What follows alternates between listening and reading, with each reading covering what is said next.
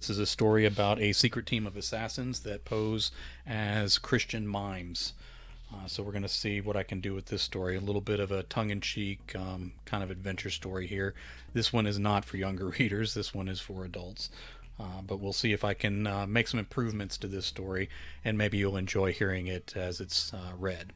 All right, so this is Unspoken Prayer Request by J. Wilburn. I was getting frustrated with the witness, which never helped in situations like this. Witnesses were already unreliable under the best of circumstances, and these were not great circumstances. Start again, I said, and just tell me everything as best you can remember. He said they burst out of the sanctuary and opened up on the limousine parked across the street. Two of them had crossbows, another had a flamethrower, and he washed the vehicle in fire. Whoa, slow down, I said. Who attacked the limo? All right, let's put a question mark there, so everybody thinks I'm smart and have my punctuation correct. All right, the mimes, the witness said. The ones who were performing in the church. Boy, I am not using question marks very good. I'll just kind of fix those quietly as we go along. For the youth group, he said. I shook my head and said the mimes had crossbows and flamethrowers and a flamethrower. Yes, they used them to attack the limo. I took a deep breath and tried to sound even. You didn't think it was weird that a bunch of mimes had weapons inside your church? No, they didn't have them in the church. So where did they get them? All right. I don't know. When they burst out of the building and attacked that fat man in the limo, they had them somehow. I pretended to... Okay, hold on. Let me throw something in here. I don't mean to sound rude, but that's how I would describe the guy. All right.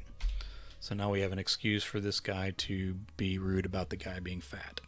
All right. I pretended to write something down because that usually got people talking again. In the church, the witness said, they were just doing all that trapped in the box and walking against the wind stuff. Were they... I had no idea how to proceed. Were they wearing heavy coats or backpacks big enough to hold flamethrowers or loaded crossbows? No, sir. They just had on tight black and white clothes, like mimes, I guess. Let me throw in some stuff here. Some were striped. Some were checkered. Just tight mime clothes. All right. I sighed and didn't bother pretending to write anything else distinguishing about them. They all wore white makeup. They had black X's over their eyes. I held up my hand. Like in cartoons. All right, let's say like dead people in cartoons. All right, the witness shook his head. I never saw a cartoon with mimes in them before. Anything at all you can tell me about their features? All right, I'm going to make a question mark there too.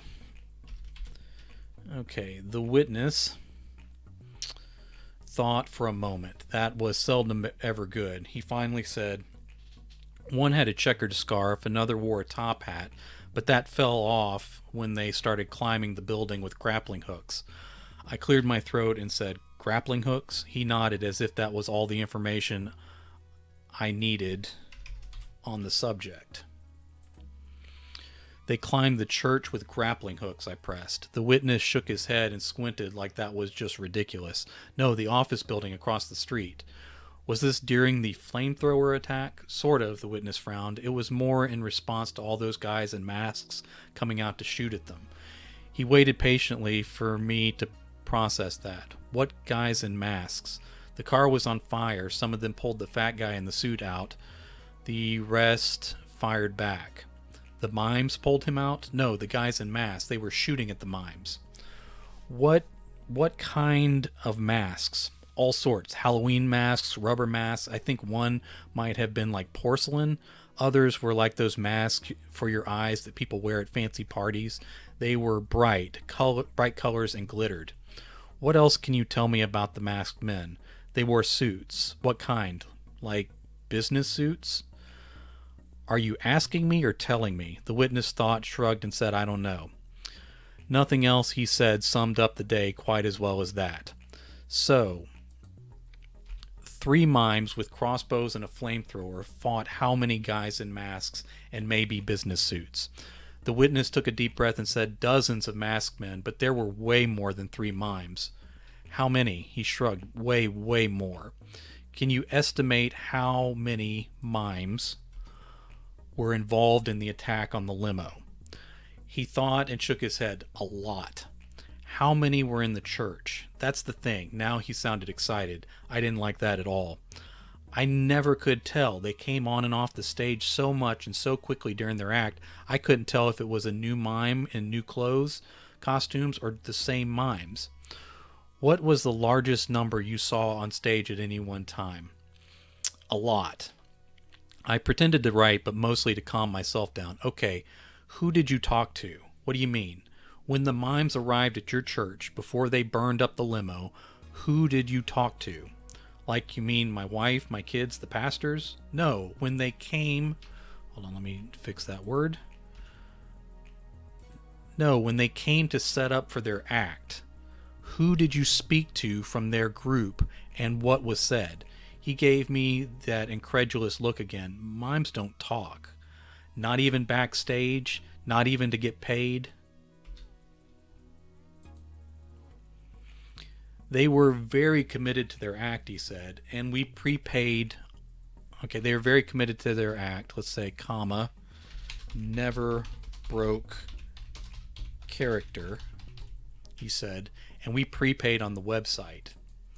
I got him to give me those details and pulled up the site on my phone.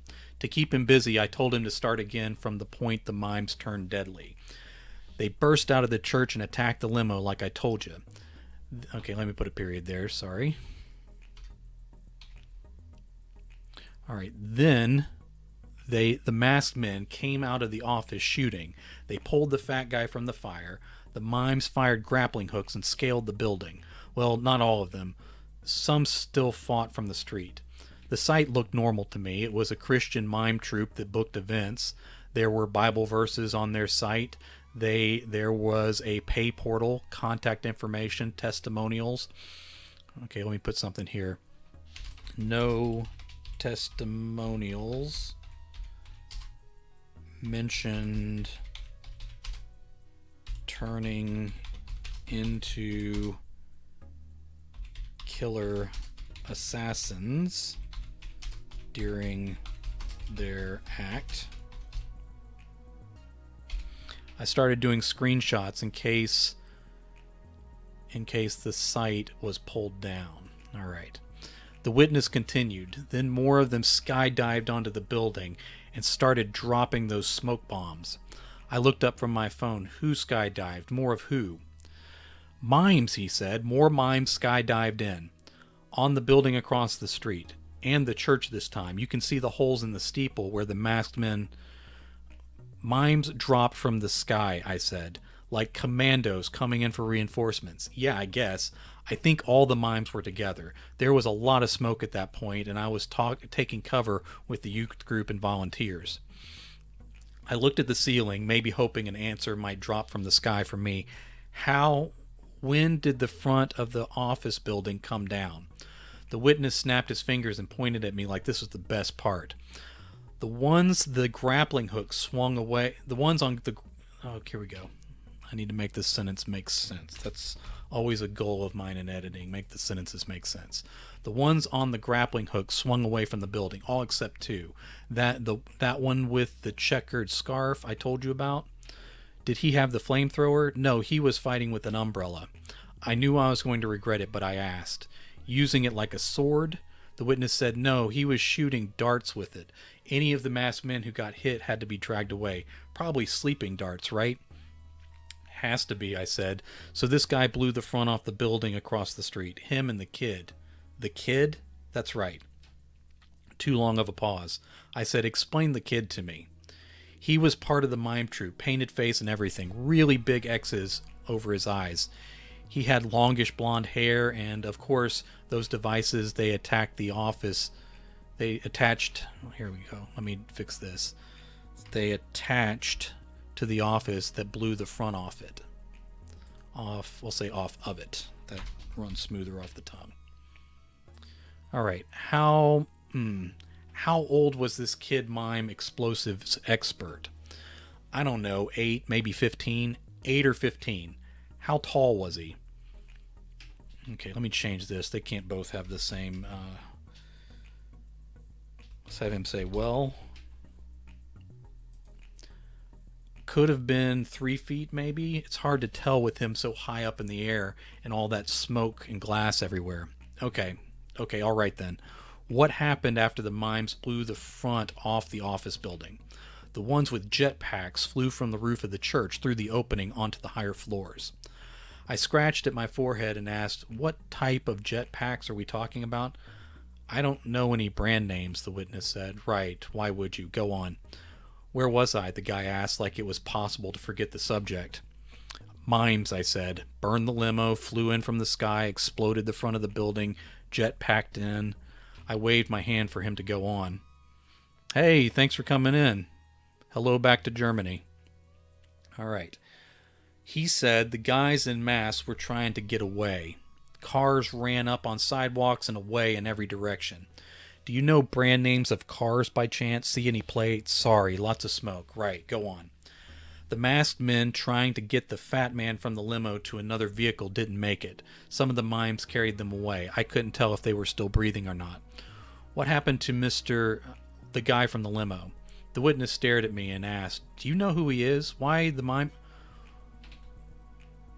All right, let's say, make this a full question. Why did the mime troupe want to hurt him? All right. Don't worry about that, I said. All right. Thanks for the follow. I appreciate it. The masked men trying to get the... All right, go on. The masked men... Let's say were. I need these sentences to make sense. Sorry. The masked men were trying to get the fat man from the limo to another vehicle. Oh, God, I had it right the first time. Sorry.